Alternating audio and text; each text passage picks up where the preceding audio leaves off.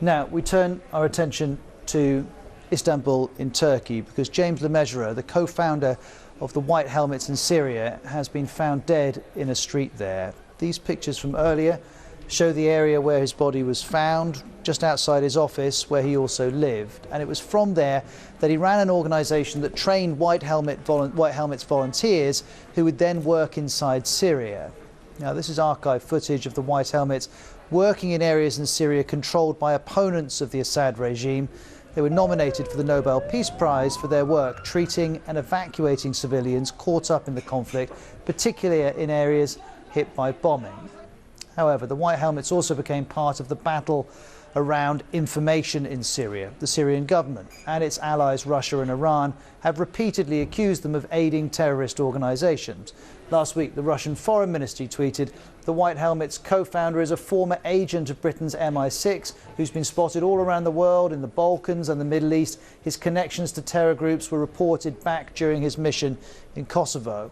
Well, the UK permanent representative to the UN has responded to those accusations, saying the Russian charges against him that he was a spy are categorically untrue. He was a British soldier, but above all, he wasn't a serving soldier when he founded Mayday and the White Helmets. He was a real humanitarian. She goes on, and the world, and Syria in particular, is poorer for their loss.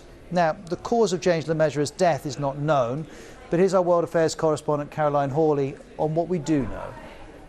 We know that he was staying in his offices, and we know that his body was found in the early hours of this morning on the street just outside his office, just below the building where he worked and sometimes stayed. Turkish police have not given any official statement, although some security officials have been quoted as saying that he was under stress, that he fell off a balcony, that it may have been suicide.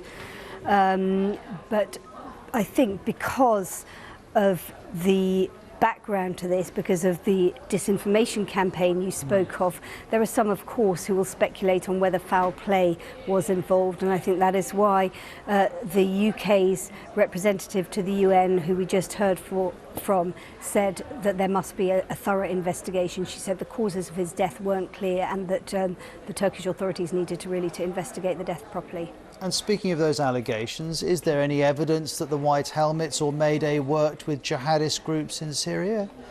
Well, we know that the White Helmets operated in areas that were rebel-held, and they didn't operate where the regime was. They were essentially the ambulance service for rebel-held areas, and as you know, there are a whole array of different militias and rebels who are in those areas. And what they were trying to do is save anyone, and it is thought that they did really save countless lives, tens of thousands of lives possibly. And those images, horrific images, aren't they, of the White Helmets going into flattened buildings and pulling people out of the rubble, retrieving bodies and trying to rescue survivors. Did he ever speak about what drove him to create a civil defence force like this?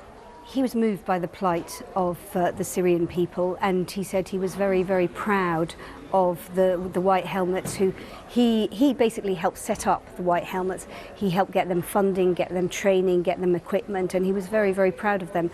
I think it's clear from speaking to friends of his, and I spoke to someone who works with him in Syria in the humanitarian field, that he was under some stress because of the propaganda against him. But there are people want to know exactly what happened, but clearly he was motivated by humanitarian concerns and felt it very, very strongly. And Hamish de Bretton-Gordon, who I think we've interviewed many times on the BBC, said that he was one of the few people who had left a humanitarian footprint in Syria.